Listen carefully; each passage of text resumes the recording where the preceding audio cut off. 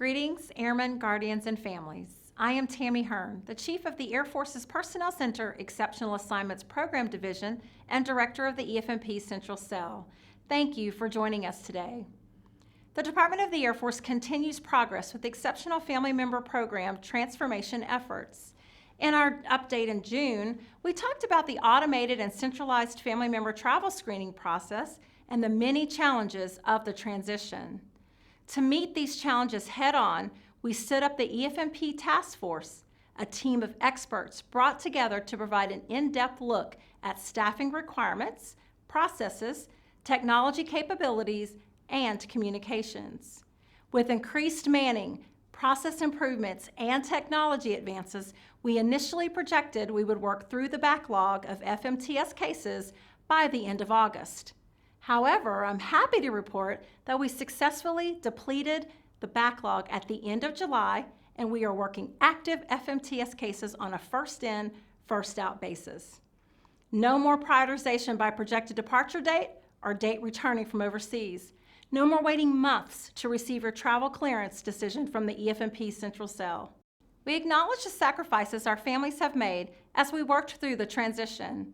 We acknowledge the help you received from other families and friends, and we acknowledge the support from commanders, command chiefs, first sergeants, and supervisors. The efforts of many propelled the advancement of the centralized FMTS process. With the FMTS case backlog behind us, let's take a look at the latest metrics. What does first-in, first-out processing at the Central Cell look like? This slide reflects FMTS case processing since January 2022. The team adjudicated thousands of applications depicted within the green area of the bar chart, with the largest number of applications having June and July RNLTDs. As we depleted the backlog, we began working applications as they arrived to the Central Cell. You'll notice that hundreds of applications with RNLTDs well out to the next year are complete. The status of all pending FMTS cases are also reflected on this chart. Let's take a closer look at the pending applications. The key for application status is presented in the top right-hand corner. The black and gray areas of the chart depict the cases that are pending action with the member, while the red depicts cases pending with the losing base special needs coordinator at the military treatment facility.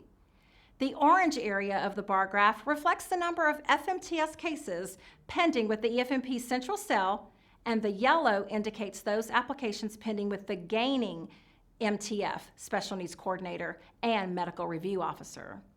Once the gaining location makes a determination, the application is returned to the Central Cell for final adjudication. These cases are marked in light green. As of 19 September, 79% of all FMTS applications are either pending with the service member and family or with the losing base Special Needs Coordinator, while 6% of applications are pending with the Central Cell. Our immediate focus is to facilitate movement of FMTS cases from service members and families, as well as military treatment facilities, to the Central Cell for processing. We are postured to receive and process them quickly. The service member and family have 30 days to complete the FMTS process in MyVector and obtain dental and education paperwork if relocating to an overseas location. Upon completion, the application moves to the losing base Special Needs Coordinator at the military treatment facility for review. The losing S&C will validate application completion and assist with obtaining medical records from off-base providers if military healthcare records are not up to date. An outdated military healthcare record is the most common reason for delayed FMTS processing. Families can assist with getting copies of medical records, as this process can take several weeks. Helpful tip: families who receive healthcare services by off-base providers should file copies of services received with the military treatment facility every 6 months to keep their military healthcare record current. Once the losing S&C has completed all actions, the FMTS application is forwarded to the EFMP Central Cell to begin the family travel clearance adjudication process. The Central Cell triages each case to determine the family's level of need. If there are no or low medical or educational specialty needs, the triage nurse will fast-track the case directly to the gaining location. If the family has moderate to severe specialty needs, the triage nurse will ask our medical administrative support team to build a medical case file to facilitate central cell adjudicator review. The central cell has 30 days to review and provide an initial adjudication to the gaining location. The initial adjudication goes forward to the gaining military treatment facility as green. A review of specialty services is available at the gaining location, or red, a review of specialty services is not available at the gaining location, or yellow, a review of specialty services may be available, however, the gaining location will need to report capabilities back to the central cell. The gaining military treatment facility will consider the initial travel determination from the central cell and annotate their travel recommendation, provide detailed notes if recommending a travel disapproval, and return the case to the central cell adjudicator for final disposition. The central cell adjudicator reviews the gaining military treatment facility recommendation and makes a final travel decision for each traveling dependent. You'll notice all of the timeline targets on the bottom of the slide. How are we doing when measured against these targets? FMTS application processing timeliness is much improved. Families are working hard to meet their 30-day timeline. Families moving OCONUS complete their application in 37 days on average and in 33 days for CONUS moves.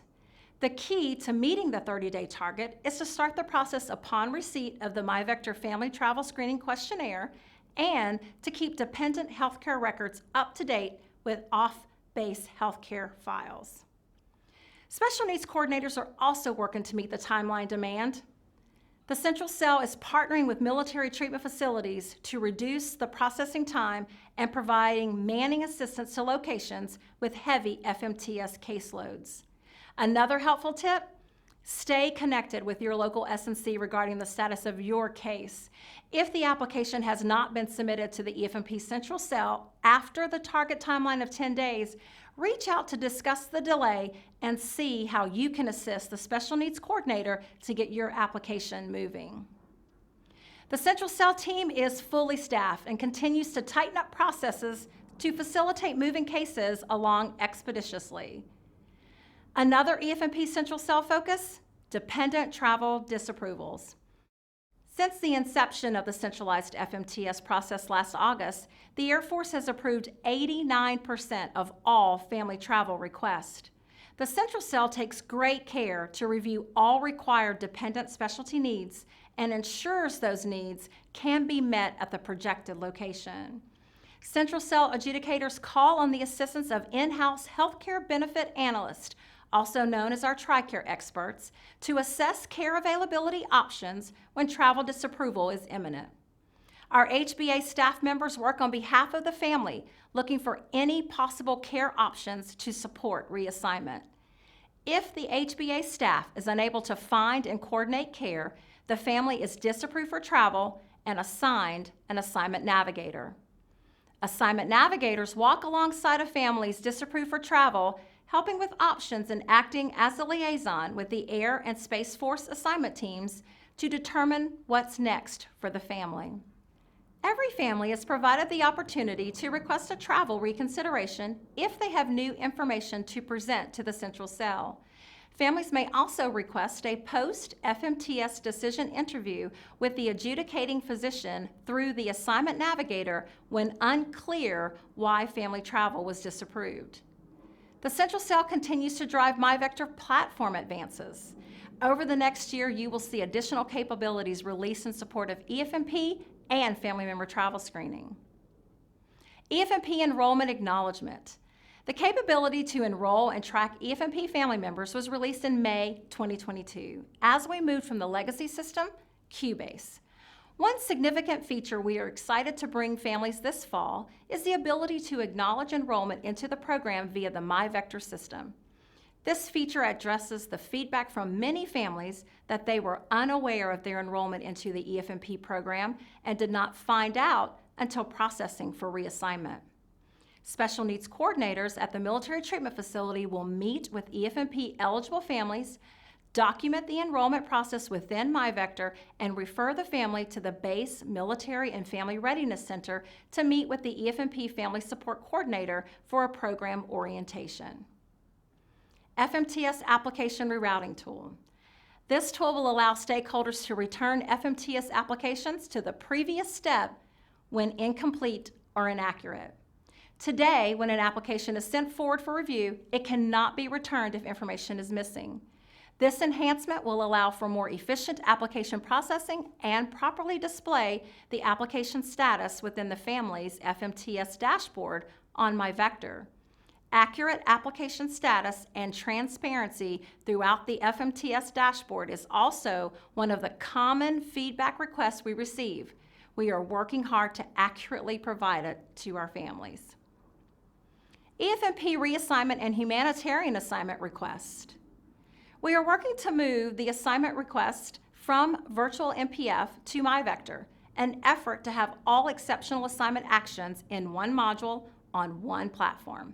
Families will be able to complete requests for EFMP reassignment directly in MyVector when medical or educational specialty care at the current location is not available or is no longer available, as well as complete the required family travel screening information to move the application along quickly and efficiently.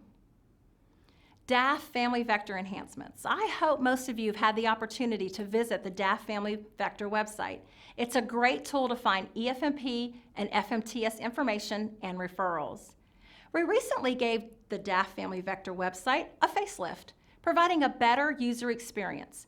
But we're not done. More information, better visualizations, and better search features are coming soon. Speaking of the DAF Family Vector website, the Department of the Air Force Special Education Legal Assistance Policy Branch recently released a video library for families. There are 14 videos available with topics such as special education support during a PCS and legal requirements for the Individualized Education Program. Remember that your local legal assistance office can assist with special education challenges you may be facing with the school district. Seek their assistance if you need help navigating solutions for your child. Some examples of the ways the local legal assistance team can help are listed on your screen. The DAF Family Vector site also provides a listing of all base-level legal assistance offices. Please reach out if you need help with special education challenges. Respite Care Program. The Department of the Air Force Respite Care Program supports exceptional family members enrolled in EFMP in accordance with Title 10, United States Code 1781C, Office of Special Needs, and is intended to provide temporary relief to the primary caregiver of an eligible dependent with a special needs medical and/or educational qualifying condition or conditions. EFMP Respite Care is currently authorized for dependents with identified special needs ranging from moderate to profound. In an effort to standardize the delivery of respite care across the military services, the Office of Special Needs is meeting with the services to establish standard eligibility criteria and hours of service. We expect new guidance to be released in January 2023. As we await new guidance from OSN, we continue to work in partnership with the respite care program managers at the Air Force Services Center to provide respite care services to families utilizing current program guidance. Air and Space Force families can reach out to their local family child care office for enrollment information within the current Air Force Respite Care program. The link to the DAF Child and Youth website provided on your screen is also very helpful in learning more about the many types of child care available to Air Force and Space Force families. We are in year 2 of our journey to transform EFMP. I shared a lot of information and hope you find it useful as you navigate program changes and enhancements. I started this broadcast acknowledging the sacrifices everyone has made during this transition, and I believe it bears repeating. Thank you for your sacrifices, your support, and your feedback. You are truly the source for all of our program enhancements. And good news, we're not done yet. The EFMP Central Cell is committed to serving airmen, guardians, families, and leaders to ensure families and mission needs are met. We look forward to hearing from you soon. Thank you.